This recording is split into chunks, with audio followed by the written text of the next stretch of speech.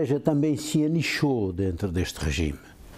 Para já, porque era também sobrevivente de toda a confusão política ainda antes, no século XIX e depois no século XX, com a República, que foram muito violentos também para com a Igreja. E o regime dava assim uma espécie de ninho, de refúgio. E esse foi o mal-entendido, porque depois as coisas vieram-se a complicar e não foi a Igreja que saiu vitoriosa desse confronto. Foi uma Igreja amordaçada, mas também uma Igreja que não se resignou, e isso é interessante, porque esta foi uma época de luz e de sombras. Foi também de luz, de luta, de descoberta de novas coisas. Joga-se muito com teorias necessárias também, do ponto de vista económico, do ponto de vista financeiro, do ponto de vista da educação, do ponto de vista da saúde, mas depois é preciso que isso se traduza realmente em situações e em soluções que a população realmente sinta e que tenha gosto e orgulho de pertencer a este país. Aqueles que se proclamam Messias e que têm soluções para tudo e fáceis, até nem sequer é preciso lutar. Deem-me o voto que a gente resolve. Esses não vão resolver o problema. E depois quem é que nos vai libertar deles? Porque se as coisas fossem assim tão simples, chegávamos lá cedo. Mas é preciso que todos tenhamos realmente a capacidade de participar dentro do sistema. Isto é a primeira coisa. Sabia-se muito bem que a maioria dos missionários, das congregações religiosas, olhem, eram favoráveis à independência e detestavam este regime colonial que estava completamente fora daquilo que eram as correntes do tempo, do novo mundo que se queria criar.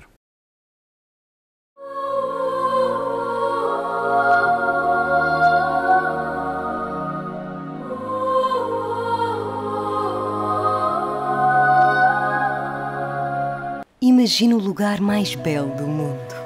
9 ilhas nascidas no mar imenso pela força do fogo e moldadas pela habilidade única da natureza. Há décadas que temos o orgulho de sobrevoar este paraíso natural.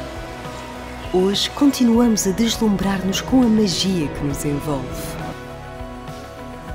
É esta a natureza que nos inspira a ser uma porta de entrada digna deste nosso destino de sonho. Por falar em sonho, o nosso, transportar-vos para lugares mágicos.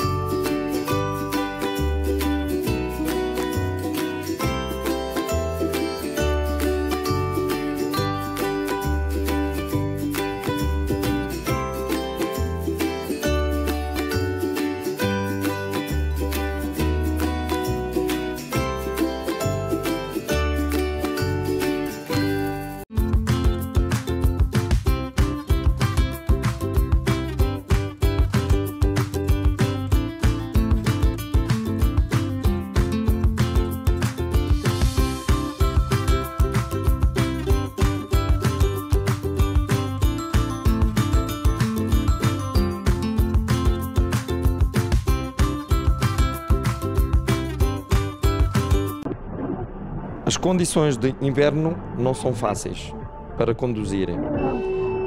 Para poder evitar certos acidentes, a qual lhe podemos ajudar, na Carstar Rosemont, passe-nos visitar para uma boa verificação da condição dos pneus, a qual vendemos também novos e usados, pode evitar um acidente.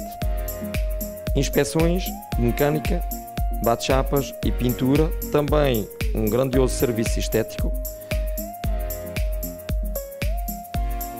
não hesite em nos contactar ao 514-279-7224 e estamos situados no 5757 Avenida Papineau. Intermarché Universal, há 50 anos no centro da comunidade. Grande frescura de frutas e legumes, especialista no corte de carne, enchidos da casa, queijos de Portugal, o maior supermercado português no Quebec e mais completo em produtos portugueses. Intermarché Universal, ao serviço dos portugueses desde 1968, situado na Montreal e Canto com Colonial. Salão Edith. Bom serviço, competência e qualidade. Especializado em corte unissexo, styling, coloração e penteados para casamentos e eventos.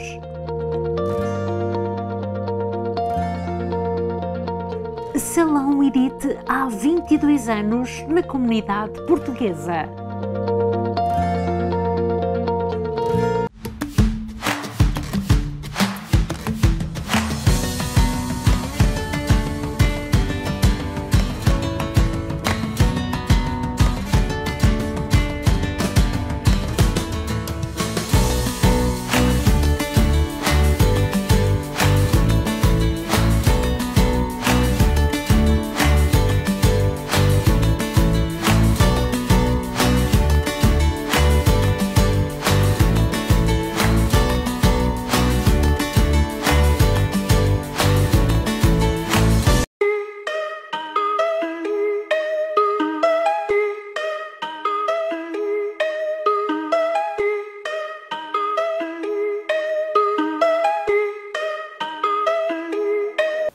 Olá a todos, continuamos a dar relevo à chegada dos portugueses ao Canadá. Mais uma história magnífica. Hoje temos José de Melo e Celeste Soares.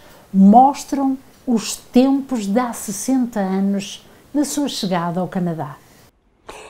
Sou José de Melo, nasci na freguesia de São Brás, no concelho da Ribeira Grande, São Miguel, Açores. Cheguei ao Canadá no dia 22 de fevereiro de 1964. Eu sou Celeste Silva Soares, nasci em Sobral de São Miguel, no concelho da Covilhã, e cheguei ao Canadá no 1º de maio de 1978. Tu que partes, meu irmão, para longe do teu país, ouve bem esta canção, que ela te faça feliz. Para trás fica a lembrança do cheiro a rosmaninho e dos tempos da criança passados lá no cantinho. Lá vai, já lá vai o imigrante com os filhos pela mão.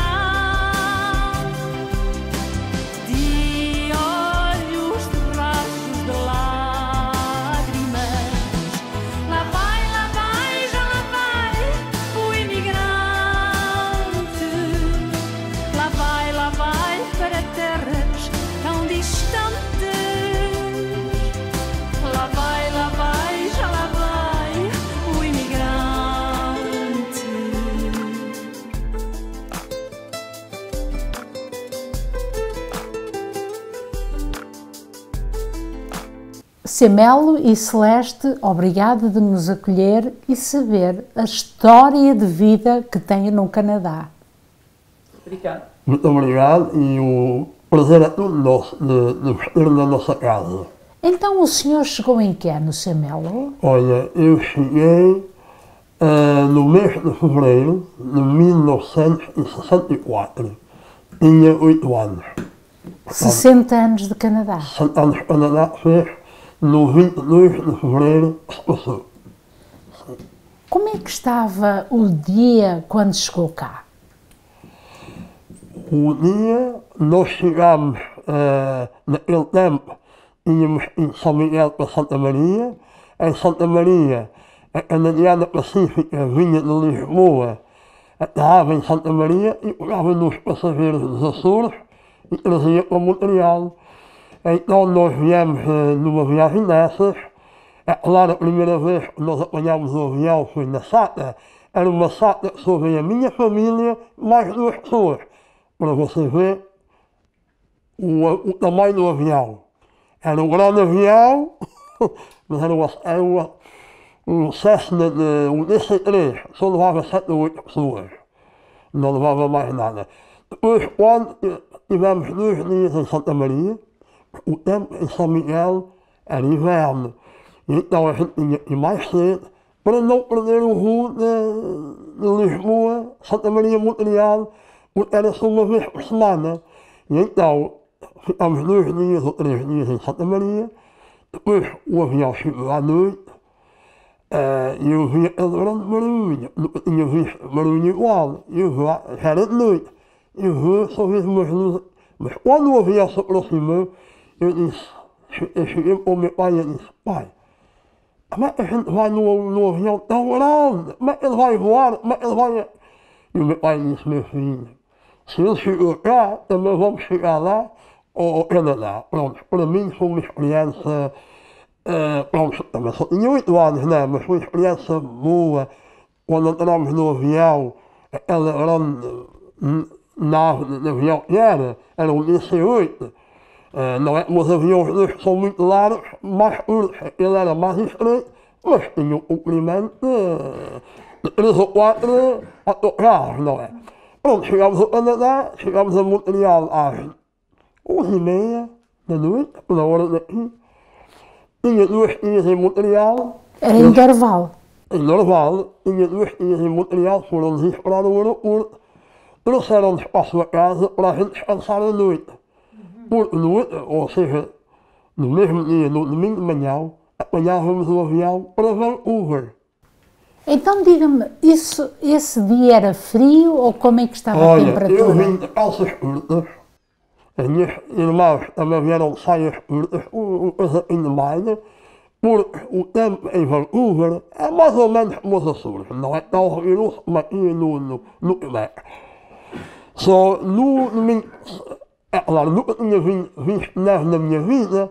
A gente sai do aeroporto para apanhar o táxi para vir para a casa da minha tia. E tinha senão, e disse à minha mãe: oh mãe, olha tanto açúcar na rua. Passando, mas não era açúcar, era a neve, né? Pronto, no dia de manhã, viemos para o aeroporto outra vez e fomos rumo a Vancouver. Parámos em Toronto, fizemos escala em Toronto, o Winnipeg, e depois fomos para Vancouver. Chegámos a Vancouver, era 10h30, 11h da manhã. Estava um lindo sol, calor, não é calor, mas a comparar o frio que a gente tinha deixado em Montreal, era mais ou menos como São Miguel, um sol quente, e os meus tios, que são os 3 irmãos da minha mãe, estavam lá à nossa espera. Mas os meus primos, foi um dia de alegria, né? De alegria para nós, talvez para os meus pais, para os meus tios. Mas para mim, a alegria era e não era. Eu tinha deixado os meus amigos atrás, tinha deixado Já custa, não custa. Ela foi o grande tocador. Do avô. Ela me deu a paixão. E os meus primos, Pois isso. Mas ao mesmo tempo, fui para a escola e tal assim, mas nós estranhámos mais, por isso a vida não era fácil naquele tempo. O meu pai. Porquê que vocês decidiram emigrar? Olha, eu sabia mais por causa de mim. Porque, como sabem, eu nasci com o lábio aberto, sem ser da boca, por isso a minha fala é assim um pouco mais. É diferente. E o meu pai, eu era para Lisboa para ser operado. E o doutor estava em São Miguel e disse ao meu pai: se tens família na América ou no Canadá, era melhor o moço fosse para o estrangeiro. Eles lá têm mais equipamento, mais avançados que aqui em Portugal. E como o meu pai tinha os irmãos e a irmã no Canadá, escreveu e eles fizeram a carta chamada. Então nós viemos e fui operado. E ela fotografia foi a primeira fotografia que eu tirei no Canadá, eu de fato tinha 8 anos, já tinha sido operado. Quando eu cheguei à escola, o meu tio foi comigo para me apresentar ao diretor da escola e o diretor, quando me viu, ele disse ao meu tio, olha, ele vai para a escola, mas ele tem que ser operado o mais breve possível. Em Vancouver? Em Vancouver, ele disse ao meu tio, as crianças, como a gente sabe, podem fazer tudo nele, ele quando não está, pode só voltar, e não é certo as crianças fazer tudo nele, e assim foi, mas eu fiquei assim, não sabia a língua, era só português, não é? Quando eu entrei na classe, as crianças todas olham para mim, me fosse, sei lá, Diferente. E pronto, não levou 3 semanas, tivemos uma chamada do hospital para ver o doutor, tudo fui. Em menos de um mês, eu fiquei logo operado. Depois voltei à escola e quando eu entrei na classe novamente, a professora já sabia. E eles levantaram-se todos, ela mais os alunos levantaram-se e deram palmas, uma salva de palmas a mim, que já estava mais composto. Mais composto. Pronto, mas o que nos custou também foi, a gente era uma família unida e a minha mãe, à noite, ela rezava o terço. Como todas as famílias Não. antigamente rezavam, E eu, não é? mas ela ao meio, eu ao lado, minha irmã mais novinha e eu ao lado. A gente rezava o terço, mas o meu pai não estava. O meu pai saía, ao domingo à tarde, apanhava o comboio para uma cidade que ficava a 4 horas de Vancouver. Eu trabalhava nas linhas de ferro. E só vinha ao sábado de manhã. Portanto, a gente estava em casa dos meus tios, não é? Eu tinha uma casa grande e tudo. Mas a ausência do nosso pai para nós mexer com nós. A gente estava habituado. Então vocês o Semel encontrava o seu pai de quanto em quanto tempo? Ele vinha ao fim de semana, ele vinha ao sábado de manhã e no domingo à tarde já tinha ido embora. E o meu pai tinha asma. E o clima lá em cima não se deu bem com ele. Ele foi ao doutor e o doutor disse, olha, o melhor era se você tivesse família, mudasse para o oeste do Canadá. Ou seja, para Ontário ou Quebec. Não tinha família. Como as minhas tias estavam aqui, o meu pai, aí já não vinha avião, veio comboio. Porque o meu pai, coitadinho, estava a pagar as passagens, os meus tios ajudaram, mas eu estava a pagar as passagens aos meus tios, não é? E eu vim de avião outra vez de Vancouver, era mais uma despesa, enquanto no comboio era menos da metade do preço. E o meu pai veio então no comboio, à nossa frente, e começou-se a sentir bem. Então ligou para a minha mãe e disse, olha, eu me senti bem, vais vir para baixo com os miúdos e a gente vai fazer vida cá no Quebec. E assim foi. Também fomos de comboio. Partimos lá, eu lembro-me como fosse ontem, no domingo às 6 da tarde, ou seja, 9 horas da noite aqui, chegámos ao Bonaventura na quarta-feira seguinte, às 3 da tarde. E o comboio só parava em certas cidades para carregar passageiros. Foi uma aventura bonita, mas também triste, a gente já tinha amigos. E também deixámos os nossos tios. A minha mãe chorava muito. Olha, quem está a chorar é a Celeste. Deixa-me só, permita-me 2 segundos, Celeste. Já vamos conversar consigo, mas quando ouve a história do seu marido, faz mal, não faz? Dói, não dói? Depois, nesse encontro que vocês tiveram, vai-me contar se falaram disto tudo. Seu Melo, teve pena de deixar os seus amigos em Vancouver? Sim, também já tinha amigos. Na escola, não é? Sim, a gente também íamos à igreja de Nossa Senhora de Fátima. É a paróquia, a igreja de Nossa Senhora de Fátima. Já naquele tempo, tínhamos a igreja portuguesa em Vancouver. É isso que eu acho a pena, porque para onde eu já fui, já tenho viajado muito, no Canadá e nos Estados Unidos. Eu vejo as outras comunidades mais fortes do que aqui no Quebec. Não sei porquê, Mas é isso que eu tenho presenciado, é isso que eu tenho visto, infelizmente, né? Mas pronto, cada um é o que é. Mas, Samuel, para nós sabermos o sentimento, porque quem sai novo dos Açores vai até Montreal, depois retoma o caminho, vai a Vancouver. Vancouver está há quanto tempo? Olha, tivemos até o mês, chegámos em fevereiro, tivemos até outubro. Mas Nem um ano. o cortar o laço com Vancouver quando estava a fazer amigos, onde Vancouver lhe deu a possibilidade de você melhorar o seu estado físico, Exatamente. foi lá. deixou-lhe pena, não é? Deixou pena. Mas pronto, viemos para cá, então pronto, e fizemos a vida. E depois Chegou cá num dia de outono. chegámos a Montreal em outono, já no outono. E como é que estava a temperatura? Mais fresco aqui do que lá. Porque a gente a passar Alberta e Saskatchewan já se via mais neve. E conforme a gente vinha se aproximando, mas Vancouver, a província de British Columbia, já tenho ido lá várias vezes, para mim é uma das mais lindas do Canadá. Em natureza. Paisagem Paisagens linda. lindas, as montanhas rochosas, não é? Sempre com neve.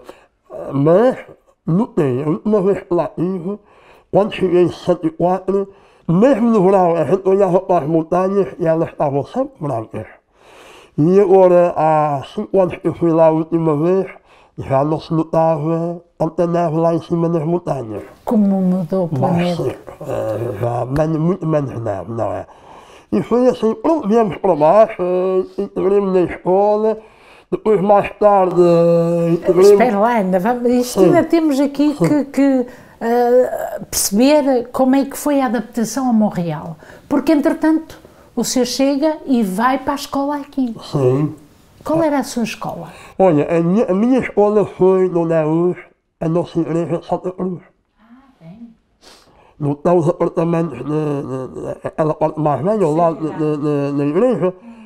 Isso era a escola do, vamos a ver, do rapaz.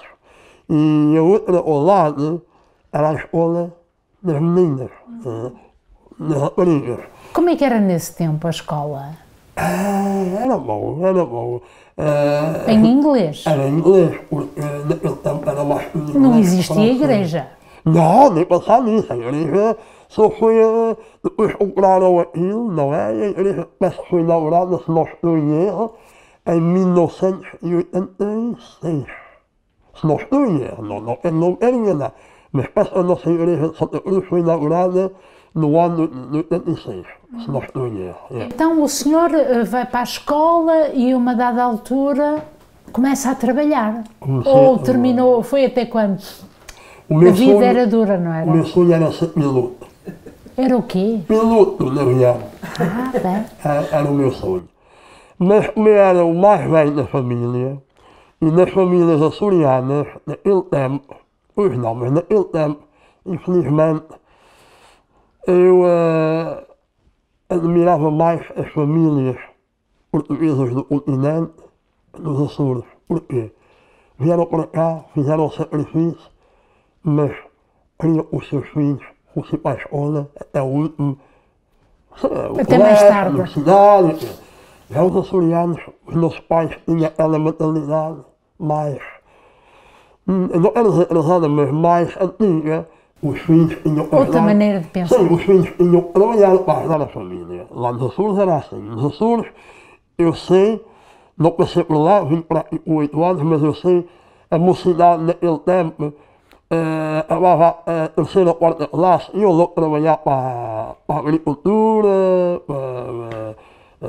para as vacas, ou coisa assim.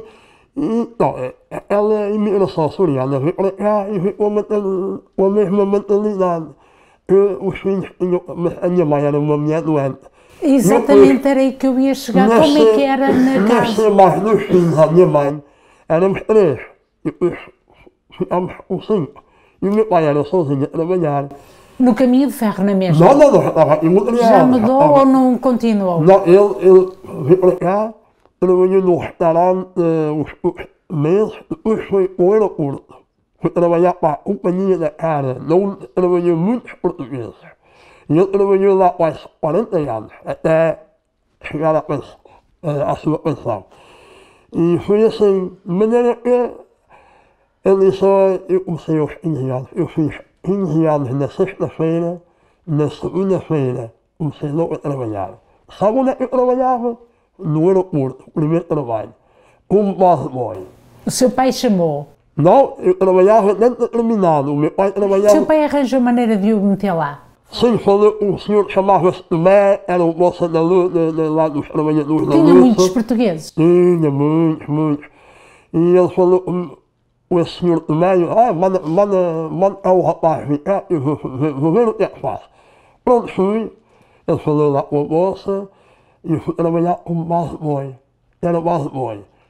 Levantar a louça suja, pôr a louça limpa, fazer o café, faltava leite, punha leite, faltava sopa, ia buscar a sopa, levava a louça para lavar, os portugueses matavam a sede comigo. Ó Zé, traz a coca, traz sabanado, estamos cheios de sede. E eu, traz as coisas, Ajudar. enchia e levava a eles consolavam-se onde eu estava a trabalhar, né? Eu ia lá 2 anos, depois fui para o hospital do Children's e lá fiz a minha carreira toda. Mas até aos Children's, Melo, como é que era a vossa vivência em casa? Com a mãe, o pai? Como é que era a vossa mãe? Para vos preparar, para ir para a escola? Isso é importante que possamos saber. A minha mãe também chegou a trabalhar, não é? O que é que a sua mãe fazia? Trabalhava na fábrica do Paris Style. Paris Style, Na Rachel de São Dominique. Até isto. Era mesmo para casa e o meu pai trabalhava na cara, mas como o meu pai trabalhava das 3 às 11, a gente ia para a escola, chegava da escola, o meu pai estava em casa e fazia-nos o almoço para a gente comer, para depois ir para a escola. A minha mãe também vinha à casa comer e eu depois ia trabalhar. Olha, e qual eram as conversas que a vossa mãe tinha quando ia trabalhar? Ela comentava com vocês ou não tinham tempo? Olha, a gente era uma família unida. Se a mãe galinha, ela era uma delas. Quando eu saía para fora, faz atenção, não venhas tarde, e quando eu comecei na vida da música, chegava às 2, 3 da manhã. Então começou na música com que idade? Comecei aos 13 anos. Qual foi o primeiro instrumento? Vamos lá ver. O primeiro instrumento foi o acordeão. Depois fui para a bateria. Para a bateria fizemos um conjuntozinho que chamava-se Os Sombras naquele tempo. Se não estou em erro, em 70, 71. Eu pertencia aos jovens da Santa Cruz, era na Rua Clara. Já existiam jovens. Exatamente, o movimento de jovens. Da igreja. Exatamente, na Rua Clara. Não nasceu agora, foi já há muitos anos. Não. Já em 74, quando eu cheguei, tinha começado. E as pessoas se calhar não sabem disso. Sim, mas tinha começado. Eu cheguei em 74 e já estava em ação. Portanto, se começou em 74 ou se começou em 73, não está muito longe. Prontos, mas o instrumento? O senhor começou primeiro por um acordeão e depois? Depois, como já disse, decidimos formar um conjunto, mas não havia bateristas, e eu disse, não há problema, eu vou experimentar se deu jeito. E lá tinha lá uma coisa, Era prato já nessa altura? Não, era mesmo bateria, mas uma coisinha fraquinha, não era coisa boa. E pronto, comecei a gostar, porque naquele tempo, um jovem toca a bateria, as moças vão, vai atrair as moças. Isso, na minha ideia, né? Fui para a bateria, fiquei lá 3 ou 4 anos de bateria, mas fazia parte do grupo folclore, já fazia parte. Qual grupo folclore? Português de Montreal, do Sr. Lourenço. Nasceu em 66 ou 67. Ok, e vocês estavam onde? Onde é que era que vocês faziam os ensaios, onde se encontravam? Olha, quando eu entrei, era no Clube Português de Montreal. Muito bem. Na Prince Arthur, na rua Prince Arthur. Ok, antigamente era lá. Entre São Dominique e Colonial. Ok. Era lá. Depois passou-se para Montreal. Mas qualquer coisa entre o Sr. Lourenço e a direção do clube e nós saímos lá para fora. Fomos ensaiar em outro lugar. Ensaiámos na Associação Portuguesa, ensaiámos na Notre Dame de la Salette, era a igreja da Parque Avenue, ensaiámos na escola. A igreja que está depois da Sherbrooke, não é uma... Exatamente. Ensaiámos muito tempo também naquela escola na Santo Irmão, ou da igreja portuguesa, na Rachel. Permita-me... É o Sanhude, hoje é o Sanhude. Também ensaiámos lá. E pronto, e agora depois passamos, o Sr. Lourenço deu o grupo à igreja de Santa Cruz. Pronto, já sabe a história, os hospícios, nós tínhamos que sair lá para fora. Estamos agora no Santa Fé Jesus. Mas eu comecei no grupo folclore com idade de 13 anos. Tinha 13 anos. E era pelo instrumento, e dançar? Não. Só o instrumento? Foi uma vez, veio os primos de London, e era no verão, e um deles tocava viola, e disse, o acordeão, vai puxar o acordeão. E lá fui puxar o acordeão, e sentámos à porta da rua a tocar, e ela gente olhava para mim, o meu primo e morava um senhor do continente, me vi. Eu fui falar com os meus pais, falou com o Sr. Lourenço, o Sr. Lourenço veio falar com os meus pais, e foi aí que começou a história de eu me integrar no grupo folclore. Fala dos pais. Eu gostaria mais que o senhor me pudesse mostrar o quanto foi importante na sua vida toda a aprendizagem com o pai, com a mãe, os valores que existiam na casa. O que é que o senhor mais apreciava, por exemplo, no seu pai? Ele se calhar era habilidoso a fazer trabalhos na casa. O que é que o seu pai ajudava? O meu pai, para mim, foi um professor. É uma referência para si. Embora não tivesse escola, para mim foi mais um professor da vida. Eu comparava lá às vezes com Jesus. Jesus falava por parábolas, não é? É parábolas, é. Parábolas, Sim. Parábolas. E meu pai às vezes era assim, olha lá filho, para te sentir bem, não uses uma camisa nem muito grande nem muito estreita. Mas quando eu senti, ele explicava, foi muito grande, mas foi estreita demais, também fica sem poder mudar. Uma camisinha que se sente bem, assim é a vida. Assim, olha, e o seu pai ensinou a milhar? É? O seu pai ensinou a milhar, guardar dinheiro, saber economizar? O dinheiro não cai no céu. E você lembra-se o que é que fez com o primeiro dinheiro que juntou? Pois me lembro. O primeiro dinheiro. A Celeste está-se a rir. Quando eu comecei a trabalhar, o cheque era dele. Então como é que fazia? Eu só assinava, dava o cheque a ele dava-me os trochinhos para a semana e dizia-me, faz atenção, com ele, olha, ele não cai de céu. Pronto, mesmo. Depois eu comecei a tocar a música, então disse a ele, pai, desculpa, eu estou a trabalhar e trago o cheque, mas todo o dinheiro que eu fizer na música, esse é meu. Olha, e a sua mãezinha, alguma vez tinha precisão de alguma coisa e falar só consigo? Porque às vezes as mães procuram um momento onde estão sozinhas para conversar ou... Uma vez, ela estava à espera do meu irmão, mais novo de todos. Já deve ser fora da regra, assim se diz, não era. Não era para vir, mas veio. A minha mãe era uma pessoa magrinha, não era muito forte.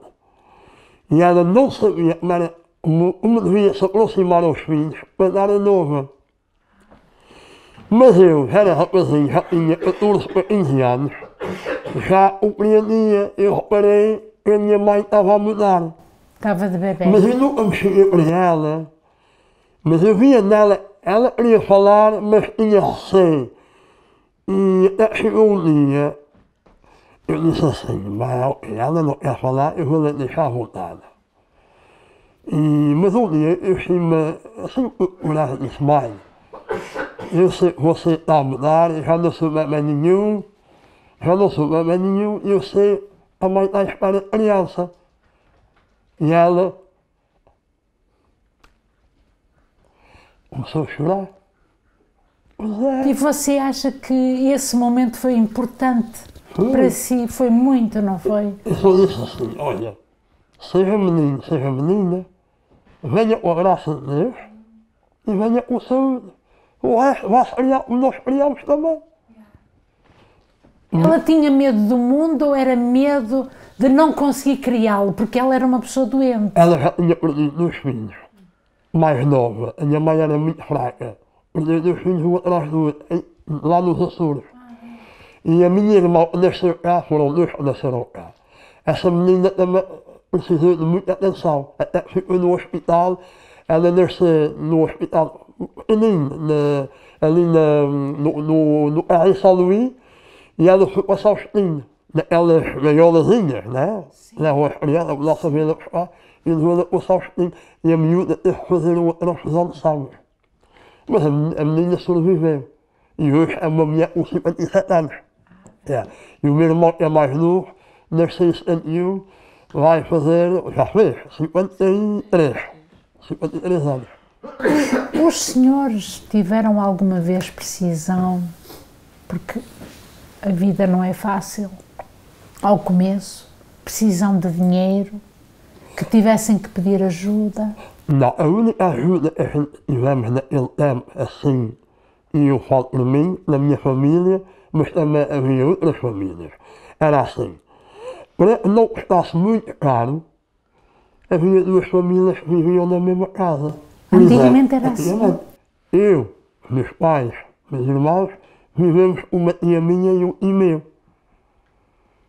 O seu menino, ainda também nascido naquela época.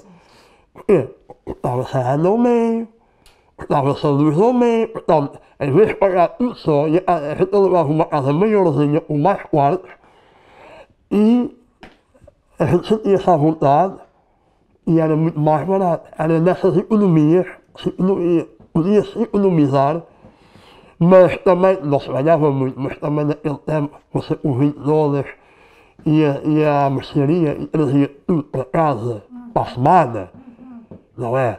Uma caixa de cerveja era $2, $3, sei lá, a gente gasta hoje com $200 ou $300, naquele tempo era Dava para muito, não é? Dava mais. Olha, e as condições das casas, Sr. Melo? As condições das casas... Eram difíceis? Eu posso contar uma história. Conta à vontade. Eu vivi numa casa ali na São Dominique, acima da Rachel, mesmo lá acima dos bombeiros.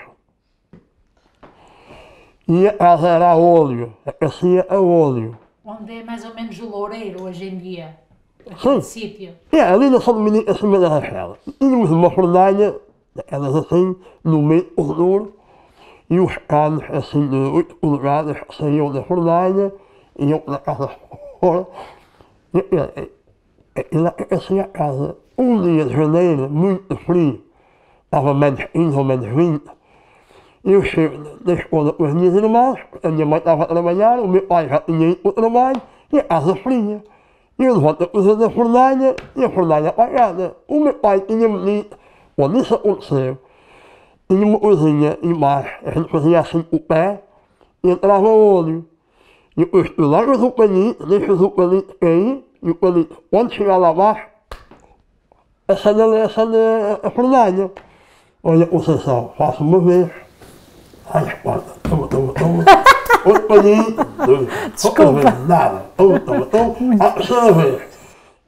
Eu, de mim, eu levo o palito, mas agora eu faço assim o palito, saía vento, e o vento apagava o palito. Então o que eu faço? Eu vou assim devagarinho e meto a cara no buraco da fornalha e pum! Fiquei com as francinhas todas queimadas, o cabelo todo encaracolado e a cara toda preta. As minhas irmãs Assustaram-se. pegaram-se a rir. Estava tudo preto. Acharam graça. É, as francinhas pretas, o cabelo tudo. Mas a fornalha começa a queimar, já tinha muito óleo, e começa a fazer um barulho esquisito. E você ficou assustado? Já estava assustado mesmo, ela já estava. Era um barulho fora do normal. E o cano já estava a ficar vermelho, encarnado, o cano era cano. E eu pego no casaco e fui para a caserna dos bombeiros, era mesmo ao lado, e chamei, eles vieram cá. Vieram lá, dá-me toalhas frias, toalhas com água. E eu pego nas toalhas e meto em cima da fornalha, para abafar o cano. A minha mãe chega, põe as mãos à cabeça, passando, estava a pegar fogo na casa. O que disse, não, madame, você carrega, e qual o problema? Você fica assim, né, mas tudo carrega. Eu expliquei ela, e ela, ai meu Deus, Ficou preocupada. se espalha o fogo, a gente ficava sem nada naquele tempo. Era difícil. E muita gente não tinha seguro, era mais economia, mas era um risco. Olha, e amigos? Criou amigos no seu tempo de juventude ou de escola? Olha, Tem sempre uma pessoa que nos marca. apesar de tudo, mesmo com a condição que eu tinha física, nunca me faltou amigos, tanto do sexo masculino como do sexo feminino. Exatamente. Amigos, eu tinha amizade a eles por muitos anos, depois a gente casa, a gente faz a sua vida, eles fazem a sua vida, nós formamos a nossa família, eles formam a sua. Quando a gente se vê pelas festas, a gente abraça, se fala, a gente gosta de conversar com eles, como é que vais, como não vais. Eu sou simples, eu gosto de toda a gente. Eu gosto de me dar bem com todos. Se há amigos que me marcaram, eu posso dizer que houve uma pessoa que me marcou muito na minha vida. E não ser meu pai, mas apoiou-me sempre e teve-me sempre ao seu lado. O Sr. Lourenço. O Sr. Lourenço. E a outra também. E a mulherzinha, e a sua mulher. Eu era como um filho para eles e eles também para mim eram quase como pais. Foram o meu pai e a minha mãe, não é? E os amigos que me marcaram na vida, não é? Nunca tive nada com ninguém. Acho que também nunca ninguém teve nada comigo, não é? Portanto, amigos não me faltam, ainda hoje a amizade é por todo lado. É sempre. É constante. Pronto, sou conhecida por muita gente por causa da vida que eu tive musicalmente, não é? Andei no folclore, ainda ando no grupo folclore, faço parte do Centro da Ajuda, gosto das minhas modinhas, de vez em quando meto-me no Facebook, as pessoas gostem, pronto. E assim vai-se passando a vida. Olha, o que não vai passar é esse instrumento. Vai passar só quando eu morrer. Não, porque a senhora tem um laço que não esquece. Tinha-me falado do seu avô. O meu avô, sim. Foi ele que ensinou a tocar instrumento? Ele não me ensinou, mas naquele tempo o meu avô tocava concertina. E um primo nosso, faleceu também há 2 semanas, Deus o tenha no céu, tocava viola. E quando era pelos domingos no Espírito Santo, ou mesmo fora no verão, no instante eu saía para fora para a porta, o meu primo chegava-se com a viola, a minha tia cantava-se, no instante armava ali um banharinho, dançava o fado, dançava tudo, era uma alegria. E o acordeão para mim foi um instrumento que me agarrou. Foi o seu avô que o ensinou? Ele não me ensinou, mas foi através dele que eu gostei do instrumento. E lembra-se sempre quando olha para ele, é o avô. Porque violas, muita gente tocava violas lá. Acordeões não havia muitos naquele tempo. Hoje já, mas naquele tempo. Se eu fosse na ilha de São Miguel, nos anos 60, se houvesse uns 4 ou 5 que tocassem o acordeão, já era muito. E o meu avô era um deles. Não é? Ele, muito bem que ele ia para as freguesias ali de roda, com as inspirações das outras freguesias. Claro, não é? Só ele me deu a paixão. E uma vez, eu fui à casa dele, e ele tinha um acordeão lá na cadeira no seu quarto, a concertina. E eu, rapazei com 7 anos e tal, eu vou ao quarto, e pego no acordeão, começo, não, mas comecei a fazer barulho. E a minha avó vai, põe o acordeão, tu vai deixar cair, podes partir o acordeão ao teu avô. E o meu avô, nessa altura, veio entrar na porta para dentro. E vira-se o meu avô para a minha avó. Barulho é esse que estás a fazer para aí? Aí ele está o... E o meu avô veio. Disse, Zé, tu gostas do acordeão? Disse, gosto, meu avô. Não vais deixar cair o acordeão, só vais? Não, meu avô. Quando quiseres tocar, pega nele. Qual foi a maior tristeza que o senhor teve até hoje? Ele foi o primeiro que foi embora. Para mim foi um dia triste. Marcou muito. Se pudesse voltar atrás no tempo, o que é que o senhor faria por esse homem? Fazia tudo. Tudo. Eu quando ia lá, eu ia de vez em quando. Eu também venho ao Canadá fazer uma visita aos filhos. Esteve aqui, esteve em Vancouver, esteve na América, também tenho filhos na América. Mas ele dizia assim, hein? Não traz mais nada, mas traz-me o ex-Filadélfia. Gostava de ex-Filadélfia, é aquele ex-bravo, sabe? Ele era cabreiro, tinha cabras. E a minha avó fazia ex para vender. E alguns para casa. Mas o ex dele, ele não comia fresco. Ele deixava o ex 5, 6 semanas. Quando o ex ficava amarelo, já aí ele comia o ex. Ele gostava do ex curado. Tinha que estar curado. Só quando ele veio ao Canadá, a minha mãe tinha sempre esse ex em casa.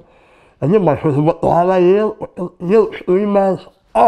Olha, vocês quando foram lá não levem mais nada, levem desse. Só quando a gente ia lá, ele levava sempre ex, 2, 3 outros ex, não é? Ele consolava-se tudo. Mas também tinha. A primeira vez que eu fui lá em 71, já estava bem. Fomos para as Furnas, passaram o dia para as Furnas. E nesse dia havia festa da Ribeira Quente, que é a festa de São Paulo. E foi uma excursão de caminhonete. E chegamos às Furnas, lá tinha o acordeão, o meu primo também tinha também tocava bem, o meu primo a viola, começámos a tocar música do Roberto Carlos, coisa assim. A gente era só, mas onde é que foi esse miúdo? Eu tinha 11 anos, olha lá, tinha 16 anos. O moço com 16 anos a tocar música dessa maneira, e o meu avô todo ali, contente, alegre, meu neto. Aí assim, onde é que é? Samras, está no Canadá, está no Canadá. Pois, está no Canadá. Pronto, ele é, eu tanto era orgulhoso dele, como ele era orgulhoso de mim. Um dia triste também, foi com ele. Eu estava à nossa festa, mas tinha que estar no Canadá, tal data, e houve um problema qualquer e os aviões fizeram solidariedade, greve. A SATA ia estar faz solidariedade à SATA e não havia avião para o Canadá. Eu tinha que estar no Canadá, pronto. No momento que desenrola a coisa, eu vou a Ponta Delgada marcar a passagem. Passando eu, o fim de semana da nossa festa de São Brás, eu queria ir na segunda ou na terça, ao menos para passar o sábado e o domingo com os meus avós. E eu disse, não, este é domingo. Este é domingo, se não for domingo, só com outro domingo. Eu tinha que estar em Montreal na terça ou na quarta-feira. Eu vou para cima, pronto, eu não posso. Vem para cima, e só vou. Há um problema. E é, minha filha? E passa assim. Tá, pronto. Já não há festa para mim. Outra fechada no dia de festa, já não há festa. Não, amor, não faça isso. Eu estava com aquele custo de me sentar à porta, a tocar com os meus primos, ela já a passar e tudo. Mas para ele, eu vi, ele ficou triste. E também, depois eu vim-me embora, e as pessoas estavam já a ir para a missa, e a casa dela era mesmo em frente à igreja. E eu ia para o adro e vejo as pessoas também. A dizer adeus. Disse adeus, fui embora. O que é que o senhor No avião. O que é que o senhor mais admirava no seu avô? Humilde. Ele era muito humilde. Gostava de todos. Tirava da sua boca, mas não só não tinha. E o senhor alguma vez fez isso a alguma pessoa que chegou ao Canadá e precisou? Eu não, meus pais Mas não. conhecia situações assim? Conheci várias situações. Pessoas, por exemplo, vinham com 5, 6, 7 filhinhos para aí, também era duro naquele tempo, não é? Embora o pai e a mãe trabalhassem, pagar rendas, dar 5, 6 filhos, passagens para pagar, A vida não foi fácil naquele tempo.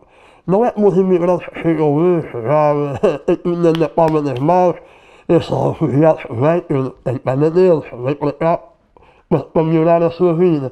Mas tem apoio do governo, tem tudo. Nós naquele tempo não tínhamos apoio nenhum. A Celeste está muito emocionada em ouvir o seu marido, não está?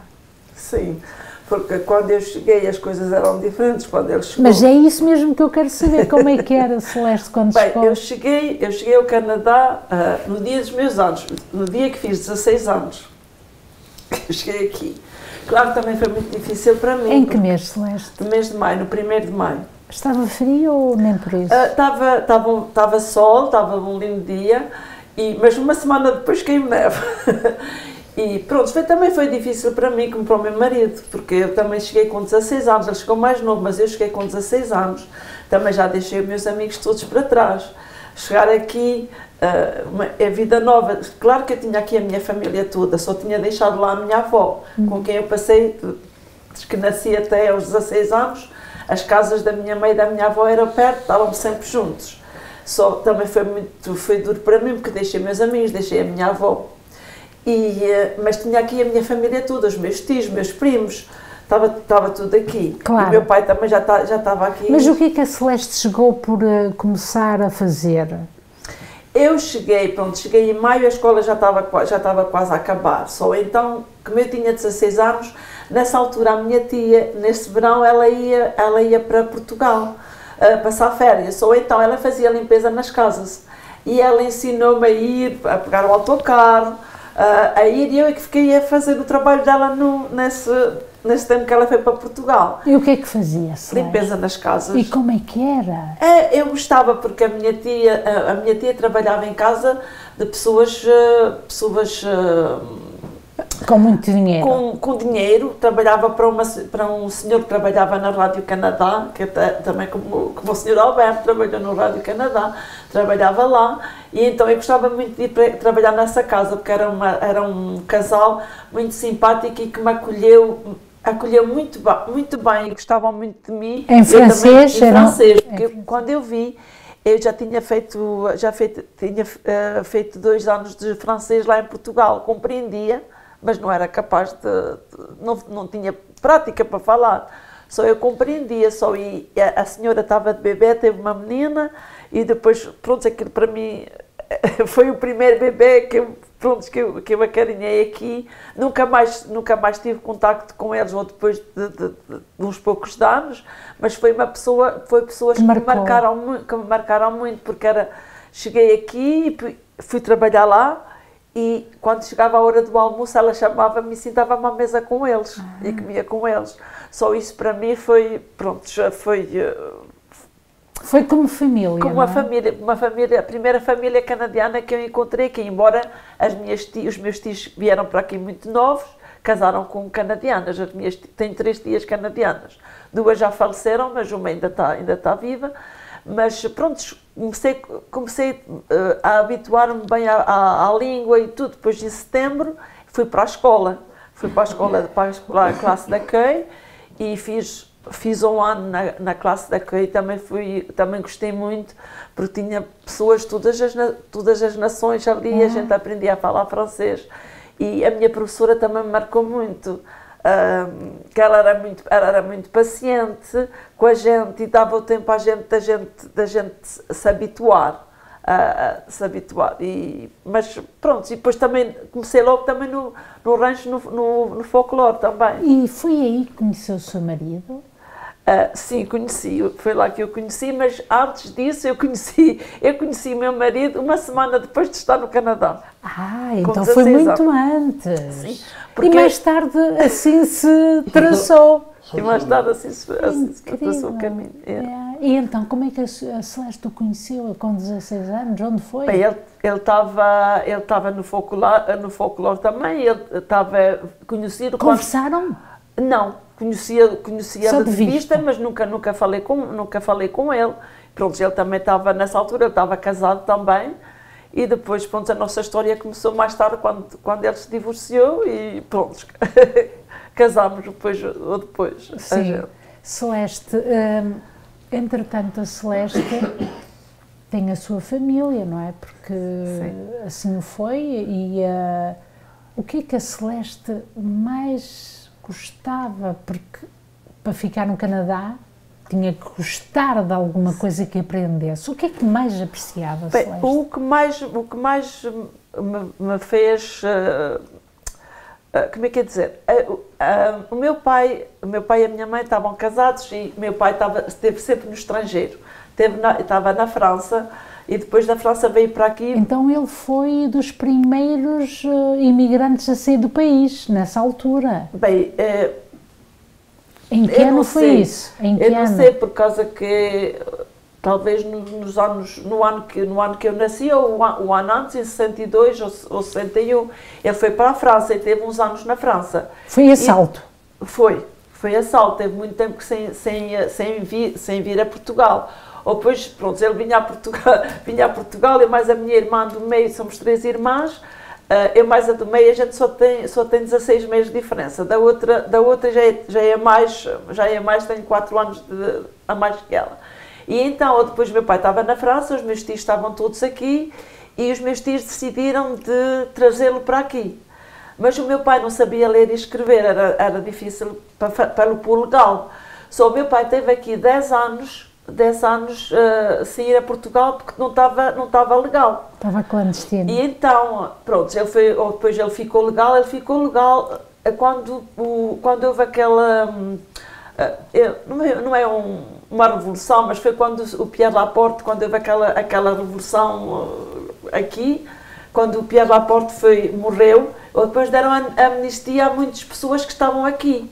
E o meu pai ficou legal nessa altura. Nessa temporada. Nessa altura. E depois, então, os meus tios começaram a dizer ao meu pai, pronto, que era tempo para a gente vir para aqui.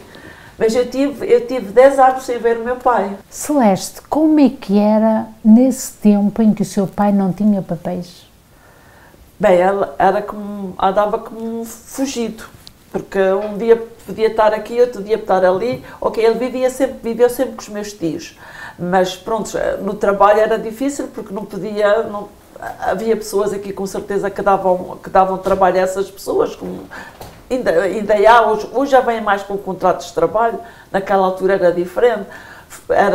Foi difícil para ele, era difícil para nós, porque estávamos lá sozinhos. Por exemplo, eu não me lembro, até aos 16 anos vir para aqui, eu não me lembro de viver verdadeiramente com o meu pai, porque o meu pai estava na França, ia a Portugal, estava lá um mês, depois ia para a França, depois veio para aqui, foi 10 anos. O meu coisa de vir para aqui era porque eu nunca tinha tido uma vida de família com um pai e com uma mãe. A minha mãe, eu digo hoje, a minha mãe foi pai e mãe para nós, para mim e para as minhas irmãs. E as recordações do seu pai? As recordações do meu pai, pronto, tenho recordações boas, tenho recordações menos boas, mas pronto, o meu pai, naquilo que ele podia, ele foi um bom pai. Por exemplo, a fazer o quê? Ou a dizer alguma coisa que Celeste pronto, acha eu tinha aquele sonho de vir para aqui e termos uma vida de família. Infelizmente depois, 2 anos depois, meus pais separaram-se. Porque, pronto, o meu pai tinha estado muito tempo aqui, a gente tinha tido muito tempo lá, as coisas eram diferentes e, pronto, eu penso que para ele nós éramos ainda aquelas crianças pequeninas que ele tinha deixado e as coisas não marcharam muito e depois a gente estava na escola e começou problemas com a gente. E na escola tinha um professor que era português e pronto, as professoras automaticamente viram que havia ali uma coisa que não marchava bem. E então... foi um tempo difícil, não é? Foi um tempo difícil e pronto, eu depois então foi um assistente social, começou a andar com a gente, com o meu pai, para ver se as coisas melhoravam. Depois teve uma certa altura que pronto, as coisas não melhoravam e então a minha mãe separou-se do meu pai. E ela sofreu bastante. Vinha de fazer 18 anos, Pronto, cheguei com 16 e aos 18 anos encontrei-me, pronto, minha mãe e o meu pai, um de um lado, outro do outro. E também foi assim, nessa altura comecei a trabalhar para ajudar a minha mãe. Exato. E trabalhava, Celeste, continuou a fazer aquilo que fazia no passado ou já era diferente? Bem, eu cheguei aqui, andei um ano na escola e depois comecei a trabalhar numa fábrica. Comecei a trabalhar numa fábrica ali no Via Montreal e eu gostava muito de trabalhar lá, que era uma fábrica que tinha sindicato e uma fábrica de cabedal, faziam carteiras, cintos e malas de viagem. Comecei a trabalhar aí, trabalhei 2 anos lá e depois houve uma falta de trabalho e pronto, eu fui para a chômage.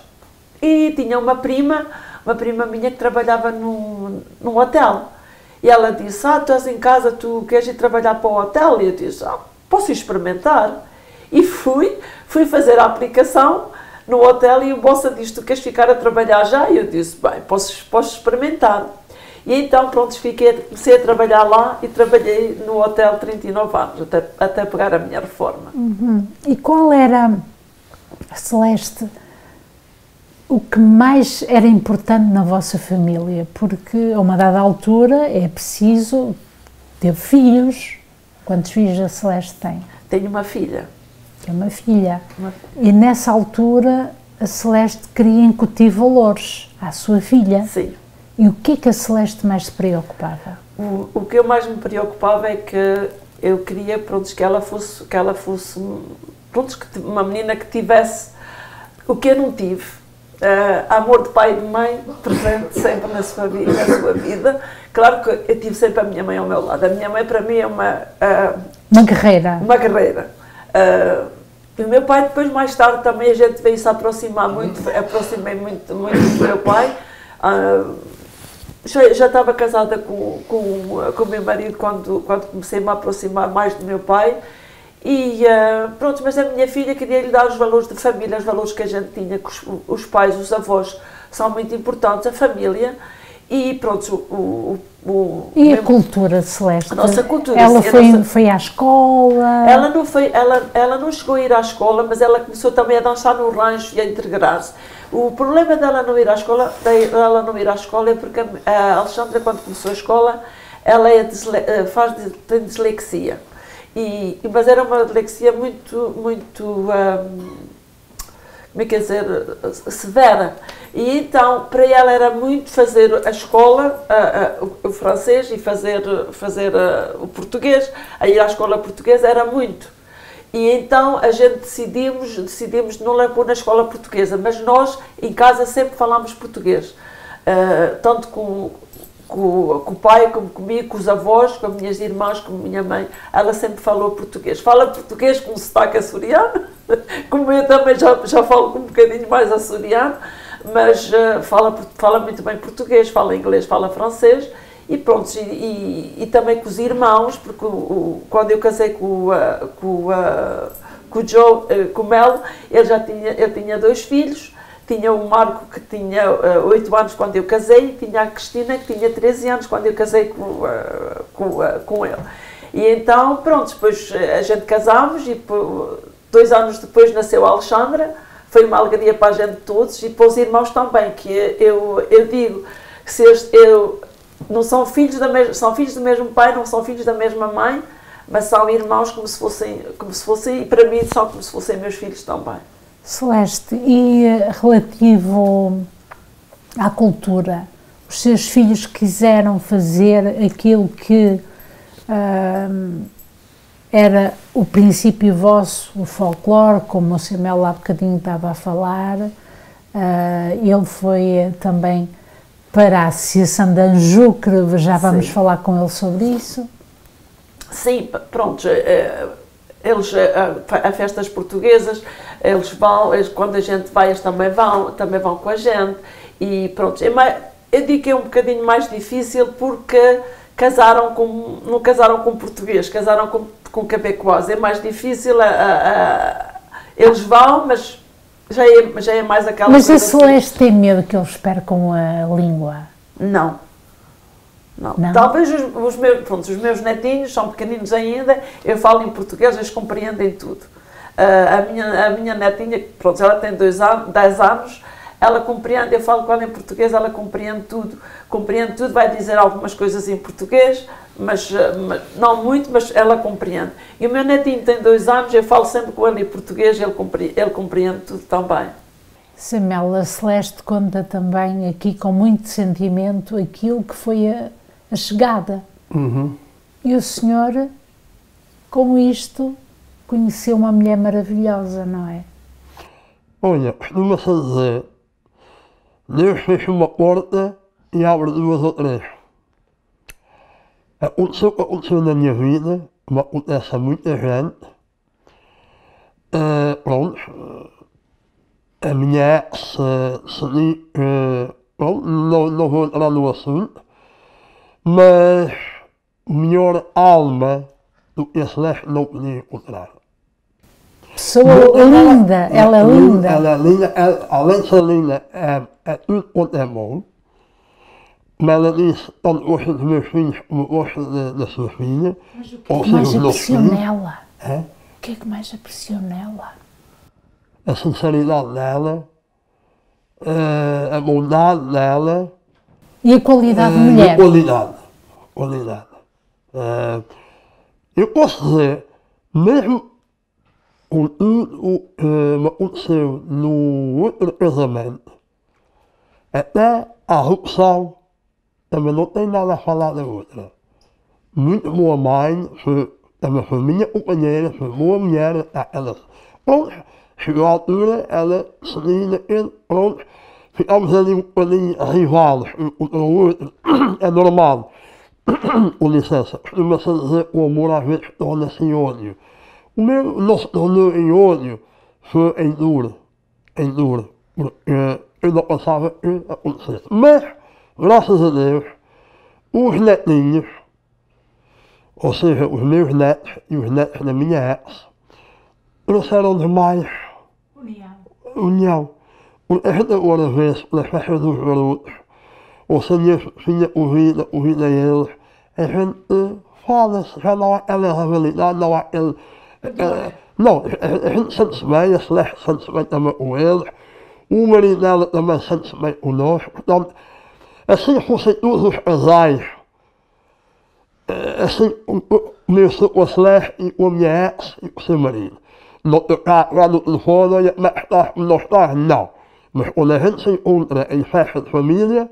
Então a relação tornou-se mais calma e houve um Natal que tudo tornou-se diferente. Sim, bem, já há muito tempo já se tornou tudo mais calmo. Quando nasceu a minha primeira neta, já vai fazer 21 anos, a minha filha estava um pouco com ansiedade. Era batizado, era a festa de anos. Eu disse ao Senhor, nem é assim, olha, ouvidas do pai, ouvidas da tua mãe. E veja o que acontece. Se eu for tu, se a tua mãe for tá, se ela não se sente à vontade, talvez não venha. Se eu não me sentir à vontade, talvez eu não vou, mas tens que respeitar um ou outro. Pronto, chegou-se o dia e a gente estava lá todos. A minha filha ficou contente, muito contente. Enfim, já vi os pais na mesma festa e a partir desse dia, pronto, há anos das netas, mesmo da minha filha, tal, e como eu estava a dizer, o Natal, o meu filho veio lá de cima para baixo passar connosco, e já fazia 5 ou 6 anos que não passávamos o Natal, os meus filhos todos. E fomos ao funeral uma semana antes do Natal, 2 semanas antes do Natal. E ela também estava lá. E começámos a falar, foi na igreja, começámos a falar, o Marco vai vir, tal. E conversa puxa conversa, o que é que tu fazes na noite de Natal, e disse, olha, na noite de Natal, a Alexandra vai para a casa da sogra, eu vou ficar em casa sozinho com a Celeste. E ela, não vais. Você vai à minha casa, o Marco está aí embaixo, a Cristina, tudo, você vai para a minha casa. E depois eu disse a ela, e o que tu fazes no dia de festa? E sabe, no dia de festa estou em casa, mas a minha comadre é viúva. Então, se não queres, eu fico em casa sozinho. Na véspera de Natal, vocês também não vão ficar em casa sozinhos no Natal. Também vem para baixo e vamos passar o Natal juntos. E assim foi. Passámos o Natal todos juntos. Falaria com os meus filhos e eles disseram, obrigado pai, já há anos a gente não passava o Natal todos juntos. Isso para mim é o que conta. Para mim a felicidade é essa, é família. Águas passadas não moem moinhos. Costuma-se dizer, passou a água, não volta mais. E a nossa vida é igual. Eu não percebo porque haver rancor ou mal em famílias, irmãos que não se falam com irmãos ou pais. Não sei, isso para mim não dá. Para mim, a minha mãe sempre dizia, vocês não tenham desgosto nenhum de algum dia um de vocês ficar mal com o outro. Não isso aconteceu. Éramos uma família unida. E o dia que me mais marcou foi os 2 dias que o meu pai e a minha mãe deixaram esse mundo. Foram 2 dias bem tristes na minha vida. Foi eles que me deram a vida e tiveram que nos deixar. Mas eu também agradeço a Deus, vendo a situação deles e como passaram deste mundo para o outro, foi uma maravilha para eles e para nós. Não falta gente está nesses hospitais ou no CSLD à espera da hora de ir embora e pronto, sem amor de ninguém, pois assim passa-se um pouco com a minha sogra, a mãe da Celeste, mas ainda a mãe da Celeste tem uma consolação que as filhas vão lá 2, 3 vezes por semana, ela nunca está sozinha, né? Mas se for ver a situação de uns e a situação que se passou com os meus pais, eu só tenho a agradecer a Deus e eu espero de um dia, quando ele me chamar, fosse da mesma maneira. Uma boa família. Uma boa família, yeah. Foi uma família, meus pais são nos transmitiram o bom senso, a muita paixão, o amor, tudo é positivo e nada de negativo. E está preocupado com o mundo que temos hoje? Estou muito preocupado, não por mim, a minha vida, ou seja, a minha caminhada neste mundo já está mais para o fim que ele. Eu tenho pena, dos meus netos, das gerações que vão vir, pois o turmoil anda no mundo, essas guerras, o clima está a mudar, essa coisa toda. Não sei, eu às vezes digo assim, meu Deus, porque é que tu não dás uma volta a esse mundo? Porque é que tu não... Mas pronto, isso eu depois ajudar, não é? Se isto está a acontecer da maneira que está a acontecer, é por alguma razão. O planeta está em transformação. O planeta está doente. O nosso planeta está doente. E também temos que culpar muito os homens, porque o planeta está doente. E, sobretudo, também é pena, mas o homem é egoísta. Porque se o homem pensasse 2 vezes, está aqui só caminhada. Para que é conflitos, para que é guerras? Eu até digo, para que fronteiras? Somos todos humanos. O planeta tem riqueza suficiente para toda a gente poder viver bem. Mas as pessoas também não respeitam a natureza. Pois, é o egoísmo, é o dinheiro. Os que são ricos ficam mais ricos, os que são pobres mais pobres ficam. Classe média, podemos dizer que somos nós. Olha, está a enfraquecer. Enquanto pai, quais foram os valores que o senhor acha que eram importantes os seus filhos terem? Eu disse ao meu filho, ele é rapaz, quando ele começou a namorar uma namoradinha, eu só disse a ele, olha filho, não faças às filhas dos outros o que não queres façam às tuas irmãs.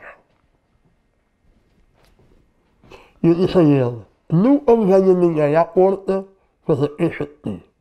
Esse dia vai ser mau para ti. Nunca isso aconteceu.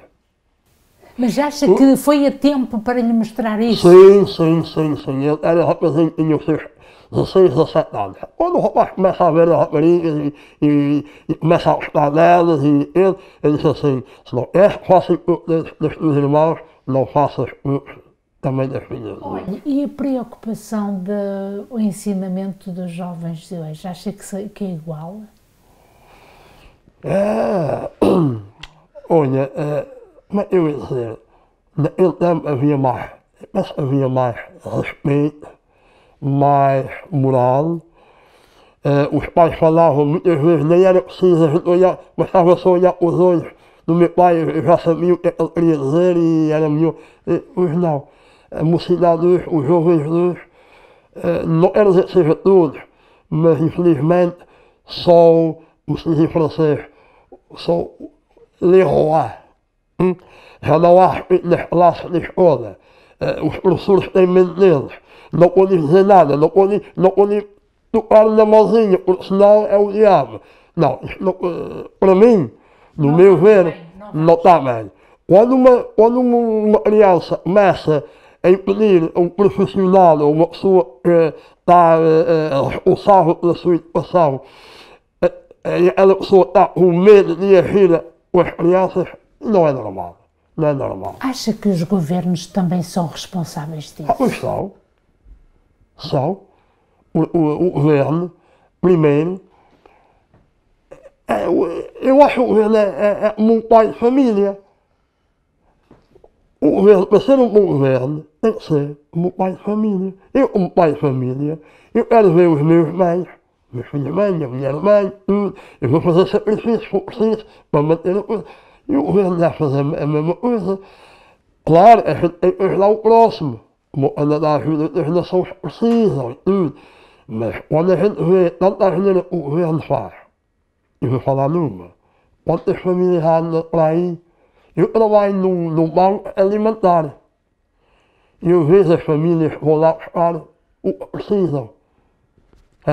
O chefe não dá para tudo.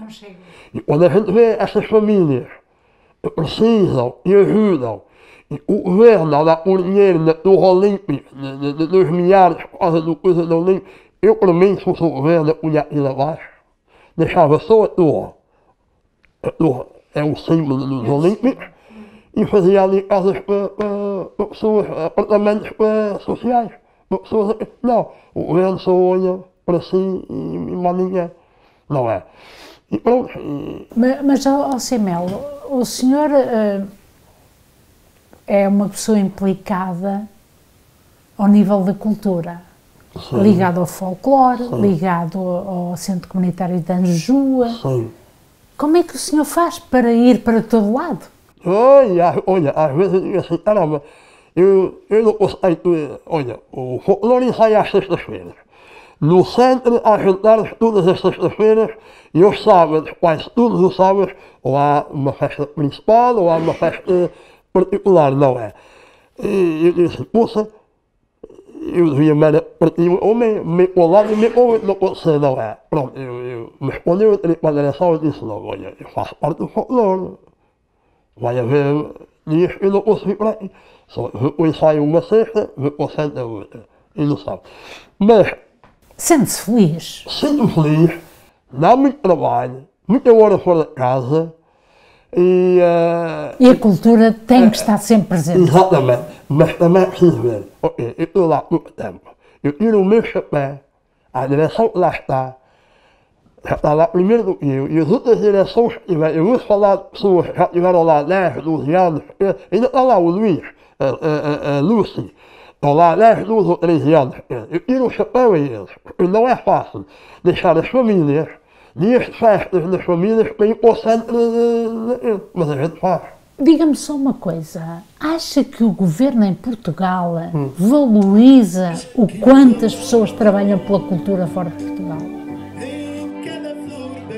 Olha, eu nessa pergunta eu não vou dizer nem que sim nem que não. Só sei dizer que nós portugueses cá fora de Portugal temos a nossa cultura mais do que eles lá em Portugal. E o governo ajuda as nossas culturas aqui, eu não posso dizer que não. Talvez pudesse ajudar mais. Mas reconhecer mais, sobretudo reconhecer mais. Mas pronto, eles lá não vou lá só, sabe, cara. E a gente pega naquela, é melhor que nada, não é? Compreende a maneira que eu estou a falar. Eles não dão milhares de dólares, né? Mas pronto, não é tudo. Entende, não é? Também temos que ver. Portugal também é um país assim tão rico como isso, não é? E também tem lá as pessoas que também precisam. Agora, eu também falo, como eu disse, eu falo a favor deles e também o que eles devem fazer? Eles devem ajudar as nossas comunidades a no estrangeiro. Se a gente está a apresentar, tomar conta da nossa cultura, a enriquecer a nossa cultura, porque amanhã a nossa geração, quando se for embora, a nossa cultura vai morrer, infelizmente. Porque os nossos filhos não mantêm a mesma tradição que nós. Mesmo rico. Mas Celeste disse, casaram com pessoas diferentes, não são da nossa cultura, não são da nossa língua. Mas quanto ao governo, também temos que compreender que o governo também tem as suas preocupações lá dentro do nosso país, não é? Estão muito mal Estão orientados. muito mal orientadas. O senhor vê no ecrã, não é? Pois bem. Infelizmente. Veja lá as eleições de ontem, o que deu. O Chega chegou um bocadinho para cima. E está preocupado com isso? Não estou. Porque eu acho que a malta, o nosso povo já está saturado. E não é só o nosso povo em Portugal, é por todo o mundo. Olha a América, está terrível.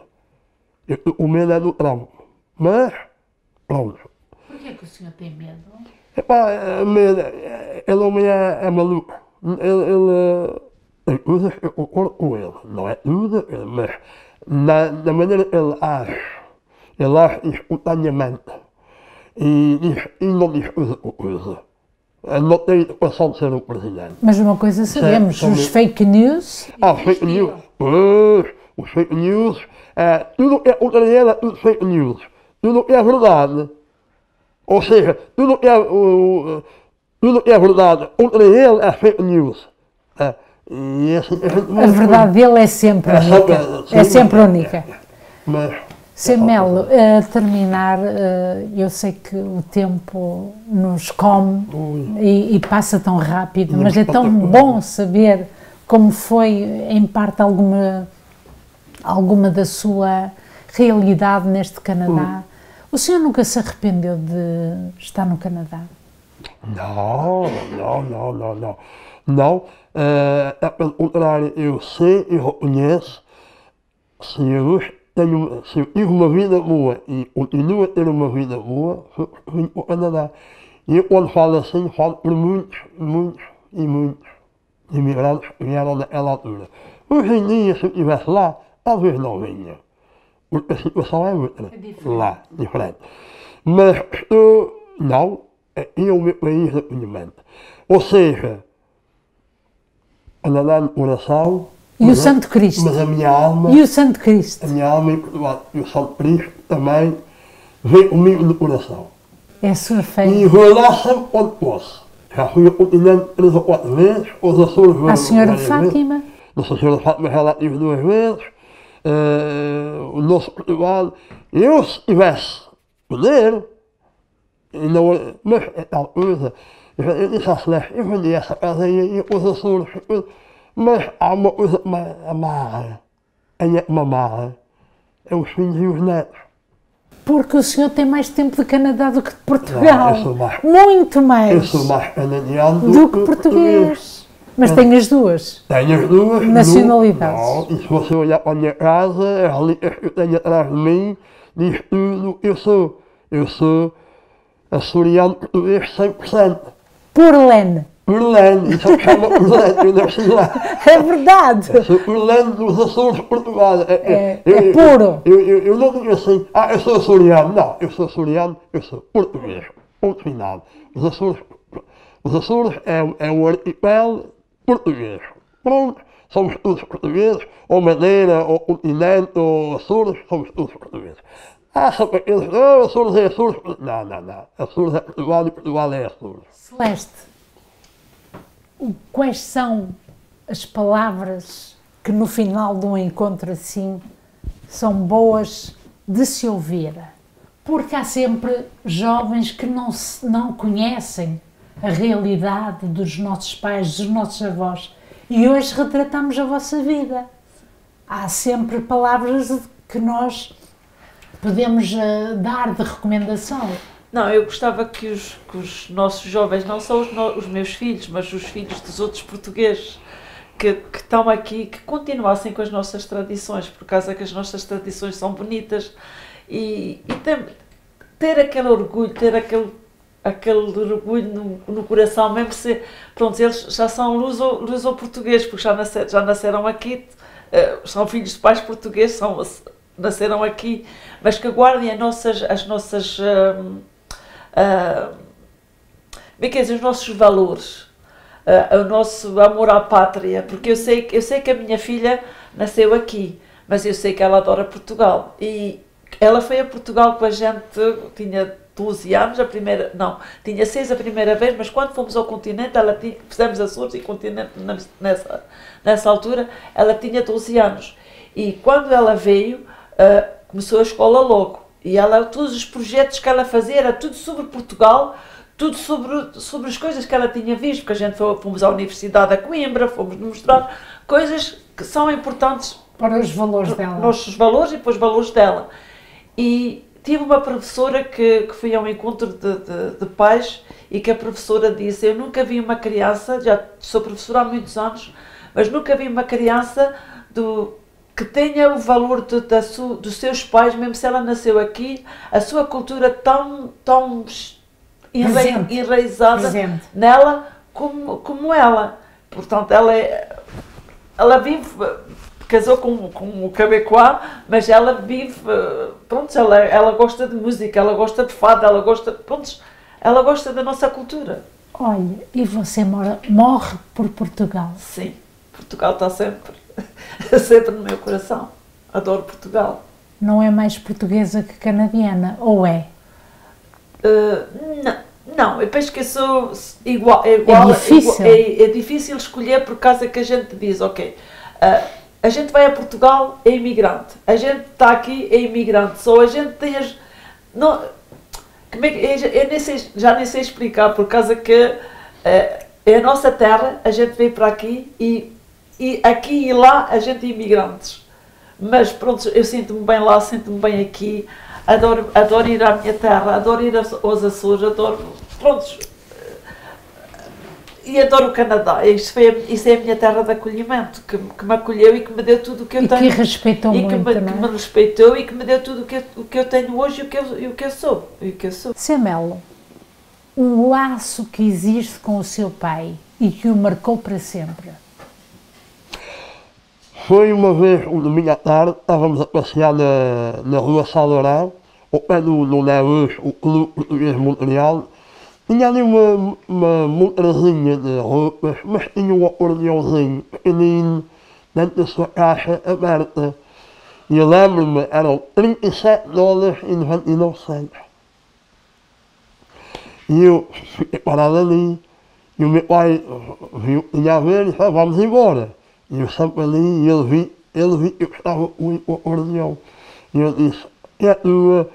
Estás a gostar do acordeão? E pai, eu gosto muito desse acordeãozinho, mas eu sempre não posso comprar. Eu era novinho, mas eu sabia dar o valor à vida, o sacrifício que meus pais faziam para nada nos faltasse, não é? E pronto, sabes que o pai, a gente está num pouco, não passas fome, não é, meu filho? Não, pai, não passo fome, mas eu gosto muito do acordeãozinho, pronto. Olha, a gente morava na Santo Urbano e Montreal, e a escola era onde era Santa Cruz.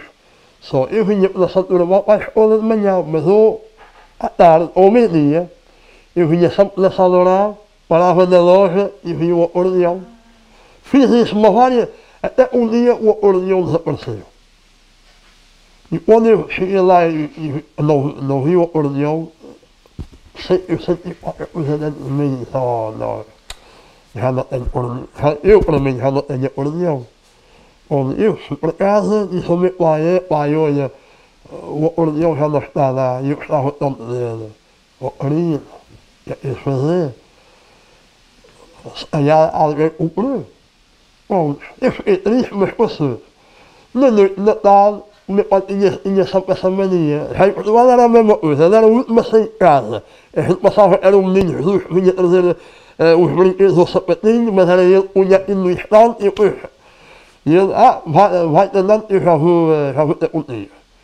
E eu, pronto, fomos para a missa do Galo, na Santa Cruz, na Rua Larga. E quando chegou, a missa acabou, viemos para casa, a gente tinha coisa, era um calzinho de licor, ou licor de casa, ou vinho do Porto, uma bolachinha e tal, Bom, e o meu pai disse assim, mãe, tu nada vais estragar o Natal. Tinha uns presentezinhos, mas não tinha nada, eu vi que puxou o acordeão. Eu disse, já foste ao quarto? Eu disse, não, vai lá ver o quarto. Eu vou ao quarto, abro a porta, em cima da cama que estava lá o acordeão dentro da caixa, com a caixa aberta e o acordeãozinho. E para mim, eu já não dormia aquela noite. Marcou. Marcou. Isso marcou para o resto da minha vida. Marcou porque ele fez uma surpresa ao mesmo tempo. O sacrifício. Eu vi. Eu tenho um pai bom. Era o seu herói, não era? É o meu herói. Tenho um pai bom e ele disse assim, oxalá que um dia eu seja tão bom como os meus filhos também foi para mim. E eu agradeço a Deus, os pais que tive, e da família que tive, e tenho. Só deu graças a Deus.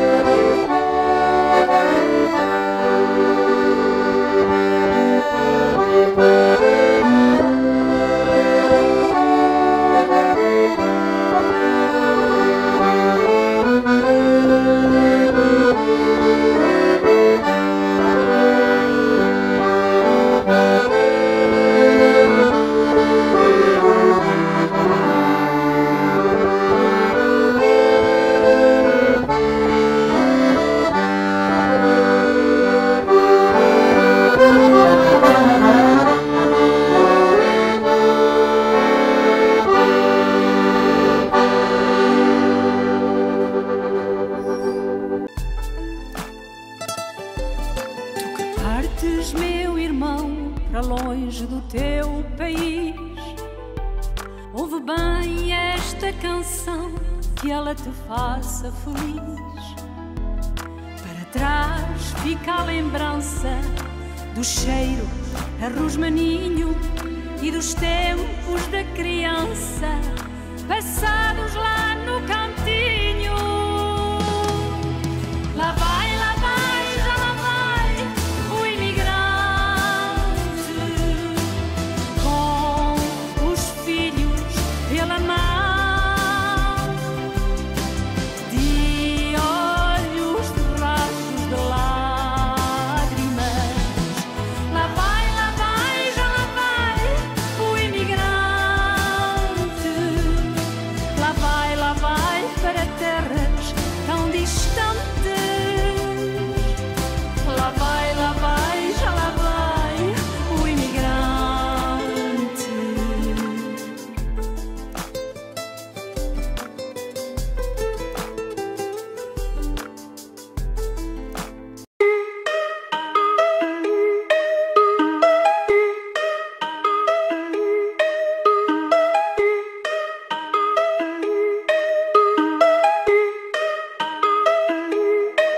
Imagina o lugar mais belo do mundo.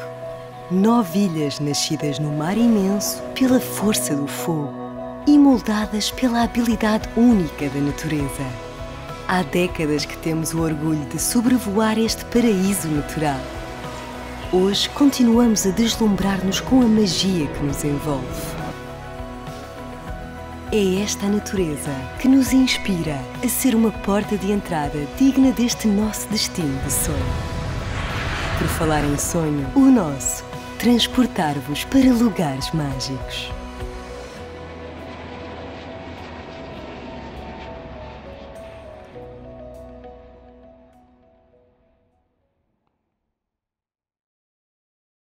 Como poder sorrir no meio de tanto sofrimento é o que muitos se perguntam. Encontrar a paz tornou-se num desafio. Angústia, discussões, tristezas, dores, sofrimento. Tome uma decisão, não sofra mais. Saí de uma depressão, recuperei o meu casamento, a minha saúde e a minha família. Telefone para a sua consulta e podemos ajudá-lo. Linha de ajuda espiritual 514-913-9439. Recuperei família, saúde e finanças. Porque para Deus nada é impossível.